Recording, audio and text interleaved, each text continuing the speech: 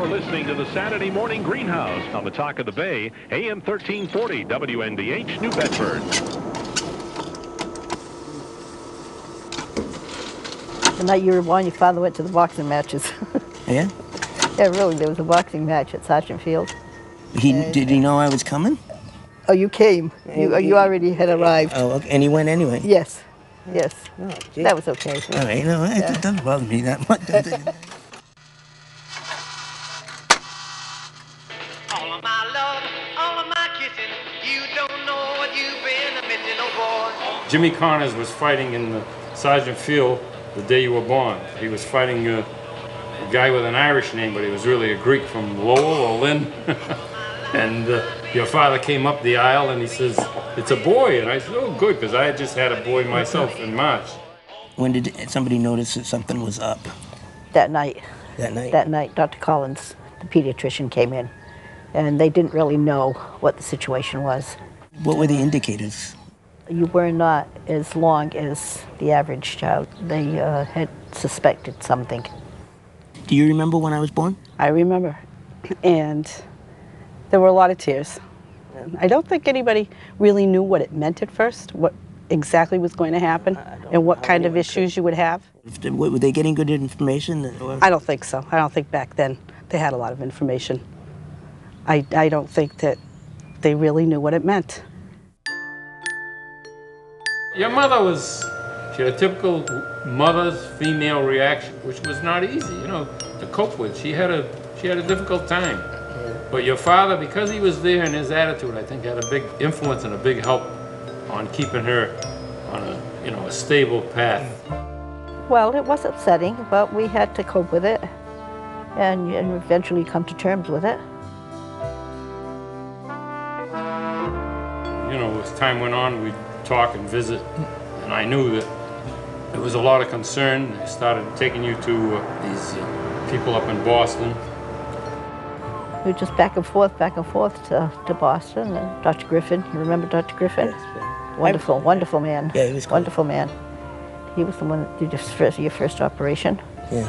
And on your hips, remember your hips? And your legs. I have a vague recollection of Hips, something when they happening. wide you all together, they broke all the bones, they wide you up again. Yeah. And you were in that body cast for several months. And wherever we put you, wherever Dad put you, that was it. That's where you stayed for the day.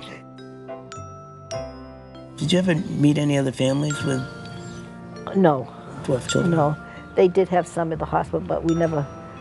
Many people were standoffish and didn't like to discuss anything. Anything that annoyed you over the course of so many? Yes, several times. Such as? Your illustrious cousin. What was he doing? Like just taunting you. And yes. And I remember Dad telling you if he does anything more to you, pick up the crutch and hit him. But that was good because he never did it again. I do remember one tough day that you had when you were in parochial school. And the kids were picking on you in the parking lot, and your mom came home after dropping you off, and she was upset. You never felt sorry for yourself. And I saw no sadness in you. Maybe twice growing up, I saw you sitting with your dog on the top step after a hard day, and Thor was the only one who knew if you were sad, Dad encouraged you to try anything that you wanted to do, and if you couldn't do it, you couldn't do it, but you were exposed to lots of things. You went to all kinds of ball games, hockey. I remember playing hockey. Remember you were the goalie? Yeah, I do. And when you had eye trouble, they stopped you from doing that and stopped you from riding a bicycle. I remember bursting into tears when they told me those things. Yes.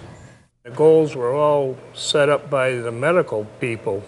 You had limits, and he wanted you to, whatever that limit was, to do it, and maybe a little more I think in what you did. That's right, I agree. And sometimes a little more than that. He's awesome. I agree. I bet you have incredible memories. Yeah, I do. The one I like to tell people, this thing that my dad and Mr. Brito built, which was effectively an old baby carriage with a piece of plywood on top, so they could plop me down on that and push me around the boulevard. And that's the best thing that they ever did for me. It was sort of like, you know, here we are, you know, on the cold winter days, you know, any time we just, you know, just to get me out.